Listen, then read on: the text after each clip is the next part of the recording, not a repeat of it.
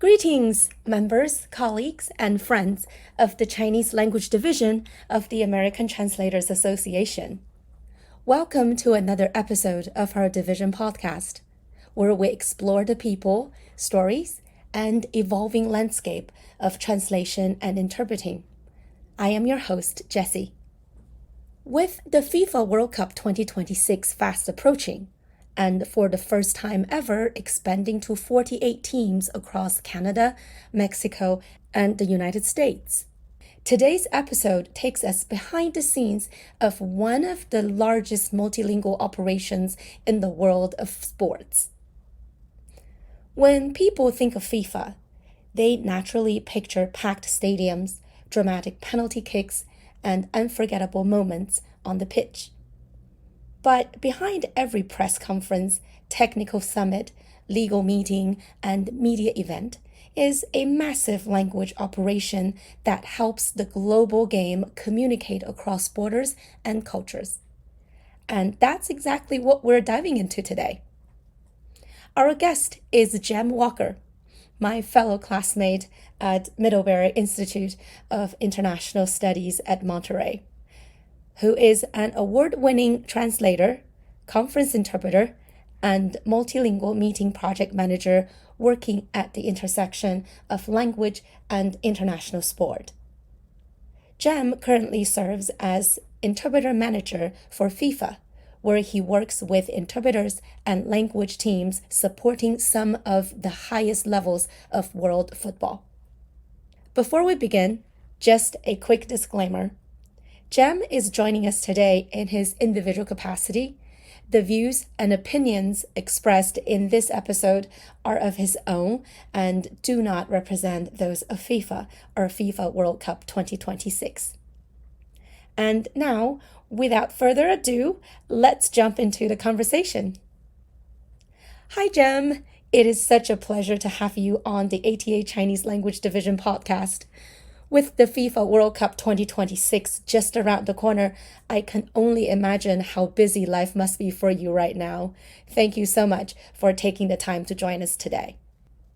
Hi, Jessie. It's great to see you. Yeah, I'm really happy to be here. Before we dive into the massive undertaking that is the FIFA World Cup 2026, I'd love to take a step back and talk about your own journey. How did a fellow misinterpreting student eventually end up managing interpretation for one of the biggest sporting events in the world? Sure. Yeah. Well, I started, as many translation interpretation journeys do. It's all started at Miss. As you'll remember, of course, we were classmates. Yeah. I graduated in 2021. I was a freelancer for a bit. I mainly sort of in the early days did translation of different types of texts, but actually my first paid interpreting gig, coincidentally, was with the Tokyo Olympics. I was a junior interpreter for the Tokyo Olympics. And then I also did some work with CONCACAF, the North American Football Confederation, later in my career. And I now have this job at FIFA working as an interpreter manager for the entity organizing the World Cup in 2026. I got here via another interpreter manager position I did with Kudo, the online multilingual meeting platform. Mm-hmm. So that was kind of my entry point, I suppose, into this job. Yeah. And when did you officially join FIFA? I have been with FIFA now for 2 years. I started in April 2024. It's come a long way since then, I've got to say, because this was an entity founded by FIFA as a subsidiary in Miami, maybe early 2023, specifically to organize the Club World Cup, which was last year in the US, and the World Cup, which is coming up this summer in less than 50 days now, I think. Yeah. I sort of joined towards the beginning. It's crazy how much the whole organization has grown and evolved since then. So, yeah. So, were you brought in specifically as the interpretation manager from the beginning, or did your role evolve into that over time as the organization expanded? I joined as the interpretation manager. Yeah, I've been there since the beginning. And then I was actually the first one of the language team to be hired in Miami. And now we've got like an English translator, a Spanish translator, a translation project manager. The whole language team is there. And FIFA has both the interpretation team and translation team in-house? It's both. Yeah, translation is organized a bit separately. We're under the similar umbrella, but we operate quite separately because translation is mainly done internally. We have a lot of internal translators, both in Miami and in Zurich and around the world.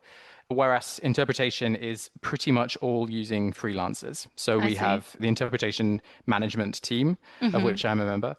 And essentially, our job is to oversee these freelancers rather than having internal interpreters ourselves. Right, I see. You mentioned managing a roster of freelance interpreters, but I have a feeling the word manage barely scratches the surface. What does the role actually look like on a day-to-day basis, especially with an event as massive as the World Cup approaching? Yeah, absolutely. So, I mean, the first thing to say is that FIFA is massive. Like, it kind of functions in a lot of ways like an international organization with this sort Mm-hmm. of same level of interpretation needs. We have like events and conferences and summits and stuff all over the world on all different types of subjects. FIFA's legal division is actually based in Miami. So I end up thinking a lot more about sort of international arbitration and the law of football than football tactics themselves a lot of the time. Okay. But yeah, so I mean, the core of the job is managing our roster of freelance interpreters around the world and matching them to the right assignments, the right meetings, the right long-term projects in some cases based on their own expertise and their strengths, as well, of course, as like practical considerations like where they are in the world, their time zone, maybe if it's a remote meeting, and their language variant as well as a big consideration, of course, with the World Cup coming up in Canada, Mexico, and the United States, we have a Mm-hmm. lot more need for Mexican interpretation. So we've really been sort of emphasizing that shift in the distribution of our roster. I see. Well, before recording this episode, I was browsing FIFA's website and noticed something interesting. So there is FIFA itself, and then there is FIFA World Cup 2026 with a trademark logo, which appears to be its own entity. So, for our listeners who may not realize there is a difference between the two, can you explain how that structure works? It's a bit funny. It's the first year they're doing it like this, the first World Cup they're doing like this anyway, where the organization that the legal entity that I work for, FIFA 26, is a wholly owned subsidiary of FIFA. So FIFA is effectively through this subsidiary organizing the World Cup itself in collaboration with the host city committees. There are 16 host cities throughout North America. Whereas in Mm, previous years, for example, in Russia, it was in 2018, it was mainly a local committee doing most of the legwork, and FIFA was sort of providing guidance and supervision mm-hmm. as regards the football aspects of it itself. And in Qatar, it was a joint venture, so that was done slightly differently as well, a joint venture between FIFA and the Qatari government. But this one is kind of, yeah, FIFA getting stuck in and doing a lot of the heavy lifting itself. Well, with FIFA taking on a much more hands-on operational role this time around, does that also mean your team's workload has expanded beyond just tournament-related interpretation? Yeah, well, it does mean that because we're so much more kind of attached to FIFA itself, a lot of my work actually, a lot of it is to do with the World Cup, but a lot of it is more general stuff. Like I mentioned, Mm, FIFA legal meetings. There's these professional development, sort of like technical managers, which is essentially sort of the professional staff of the clubs. There's all these workshops that they run and courses and so on, conferences around the world.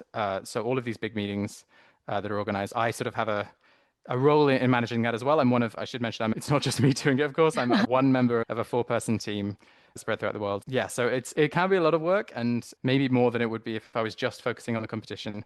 But it's a real kind of, it's why we get into this racket, right? It's a bit of everything. If you're curious, it's fantastic because you really get to learn a little bit about everything.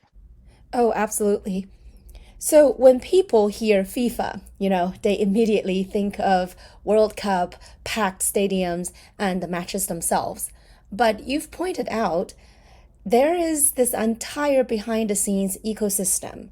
There's the legal meetings, the technical workshops, executive summits, development programs, all of which require language support too.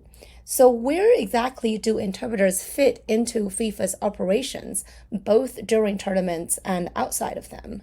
Yeah, absolutely. So, I mean, we do all sorts of events at every scale. Like, there's 1 hour Zoom meetings to these massive tournaments and everything in between. Mm-hmm. For tournaments themselves, like the World Cup, like the Club World Cup last year, the bulk of the work tends to be for press conferences before and after the game. We have press conferences usually the day before. We call them match day -1 press conferences, and then there's also the post-match press conferences directly after.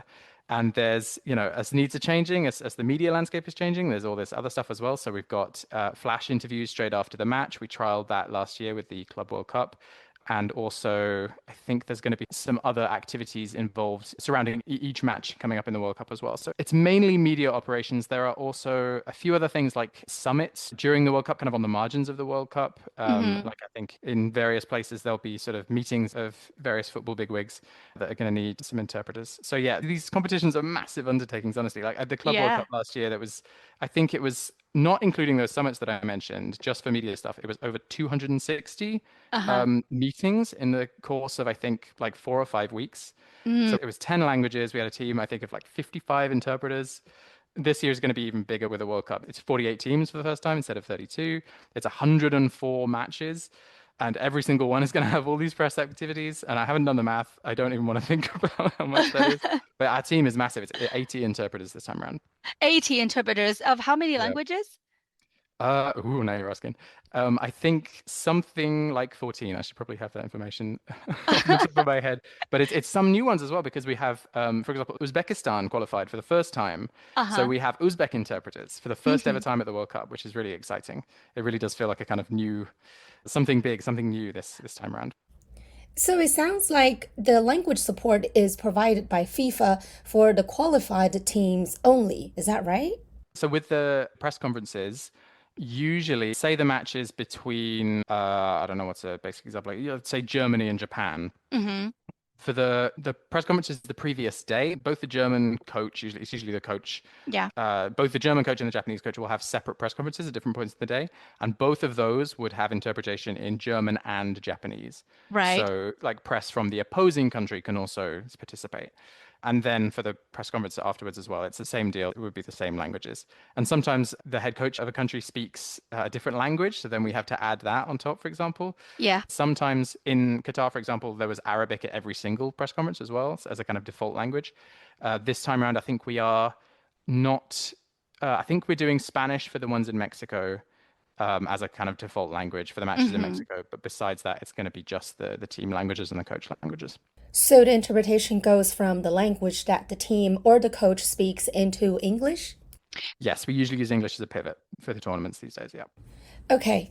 Now, what if there are journalists or media attending these press conferences who don't speak the coaches or the team's language and also don't understand the interpreting output language? Say, a group of Chinese speaking journalists attending a press conference in Mexico City between Japan and Germany. In that case, will you also have an English Chinese interpreter for that group of media members and also help them ask questions if they desire to do so? Unfortunately, we do have to kind of limit it. As I say, it's like going to be 104 matches, so there's only kind Yeah. of so much we can provide. Yeah. But it does absolutely happen during the Club World Cup last year. If we had like a match between PSG and I don't know, Corinthians, for example, we would have Portuguese and French, and then a Mexican journalist pipes up in Spanish, and we're just like, nope, can't do that. Sorry. I mean, maybe they can muddle through, but like the interpreters are just like, what do we do now? Well, for interpreters listening to this episode, especially those interested in sports or football interpreting, I imagine many are wondering, how does someone even begin to enter this world? What do you look for when building your roster? And how can interpreters position themselves for opportunities like this? Or even to start as a volunteer interpreter, if that's even a possibility. I hate to disappoint, but unfortunately, we don't accept spontaneous applications. Hmm. If you're interested in getting involved and working with us, the best way to do it would be to develop your football knowledge and your football specialization and be present in those spaces. Hmm. And sooner or later, we'll find you. If we have a new need for a new language, a new language variant, or whatever the case may be, we cast a wide net. We look at directories like IEK, we consult LinkedIn, we look at the ATA directory quite a lot, Hmm. especially because we've been developing a roster in the US ahead of Very the good. tournament. And we also draw on our networks and our colleagues and look at referrals from our existing pool. And then we look at what the event needs and consider which of these this pool of candidates, I suppose, who best meets those needs. And then we move forward from there. So it's part of my job to scout interpreters for events as the need arises gradually. If you're trying to find a client in any particular subject matter, it's about being where they are, I suppose, in a very Hmm. general sense, and having those skills and having those connections and so on. But yeah, as I say, it's just about getting those experience, improving your footballing knowledge as much as you can. Get involved. Obviously, this time around, the volunteer applications have closed, but if you're interested in volunteering for future tournaments, absolutely go ahead and do that. And that's a great way to show that you're serious about it. Mm-hmm. I suppose that's the best way to go about it. I love that you mentioned both specialization and visibility. In our profession, interpreting skills are obviously essential, but relationships, networking, and professional presence matter tremendously too, especially for freelancers. So, and I think that's why organizations like the American Translators Association and IEG can be so valuable. And honestly, it's wonderful to hear that the ATA directory has actually become a resource for FIFA's recruitment efforts. So, we've talked a lot about the pressure and logistics behind the scenes, but there must also be some surreal or unforgettable moments that come with working at FIFA. Have there been any experiences where you've paused and thought, wow, this is actually quite amazing or incredible? I don't always get to watch the matches, but last year I was lucky enough to watch the final of the Club World Cup in New York, New Jersey from the press box, Wow. including like, the ceremony beforehand, the halftime show, and all of that. And that was pretty spectacular. That was a really fun moment. And stuff like that reminds you how cool this all is, really, I suppose. It is Yeah. one thing that I don't think I'll ever get used to is opening the news or whatever, opening a news homepage and seeing right there some stuff about the thing that Right. I go to work on every day, which will never cease to be surreal. Will you be flying anywhere this year to watch the football match?